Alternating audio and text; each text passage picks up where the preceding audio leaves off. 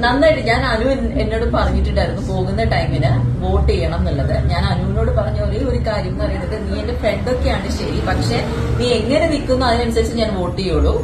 എനിക്ക് നീ അവിടെ പെർഫോം ചെയ്ത് നോക്കിയാണെങ്കിൽ ഞാൻ നിനക്ക് വോട്ട് ചെയ്യും. കാരണം ഇതിന് മുന്നേ ഉള്ള സീസണിലൊക്കെ എന്റെ ഏറ്റവും അടുത്ത ക്ലോസ് ഫ്രണ്ട്സിനൊക്കെ ഞാൻ വോട്ട് ചെയ്തിരുന്നു. പതിയെ പതിയെ ഇവരുടെ രീതികൾ മാറുന്നതിനനുസരിച്ച് ഞാൻ എന്റെ വോട്ടിംഗ് സ്റ്റൈൽ മാറ്റി. ഈവൻ അവരുടെ അടുത്തുള്ള ആൾക്കാർ പോലും എന്നോട് പറഞ്ഞാൽ പോലും ഞാൻ അവരോട് പറയും, ഞാൻ തീരുമാനിക്കുന്നത് ഞാൻ ആർക്ക് വോട്ട് ചെയ്യണം എന്നുള്ളത്. കാരണം ഇപ്പോഴത്തെ അവരുടെ മൂവിങ് എനിക്ക് ഇഷ്ടപ്പെടുന്നില്ല എന്ന് ഞാൻ അങ്ങനെ ഓപ്പണായിട്ട് തന്നെ പറഞ്ഞു. 100% യോജിക്കുന്നു.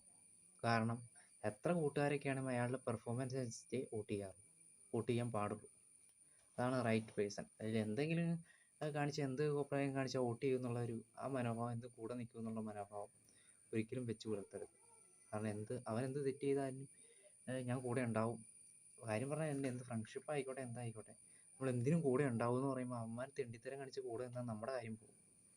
അത് തന്നെയാണ് മൃദുല മുരളി ഉദ്ദേശിച്ചത് തന്നെ. തീർച്ചയായിട്ടും നല്ലൊരു തീരുമാനമാണ്. ഇതൊക്കെ തന്നെ ഈ ബിഗ് ബോസിൻ്റെ വോട്ടെടുപ്പിൽ മാത്രമല്ല, നമ്മളെ മറ്റേ ഇലക്ഷനിലൊക്കെ വരുമ്പോൾ ഈ ചിന്തയൊന്നും എല്ലാവരും ഓർമ്മയിൽ വെച്ചാൽ നല്ലത്. കാരണം അയാളുടെ പെർഫോമൻസ് അനുസരിച്ച് വോട്ട് ചെയ്യുള്ളൂ. ഒരു പ്രാവശ്യം വോട്ടുള്ളൂ, അത് വേറെ കാര്യം. അങ്ങനെ ഇരുന്നാലും മുമ്പത്തെ പെർഫോമൻസ് വെച്ച് നിങ്ങൾ വോട്ട് ചെയ്താൽ മതി.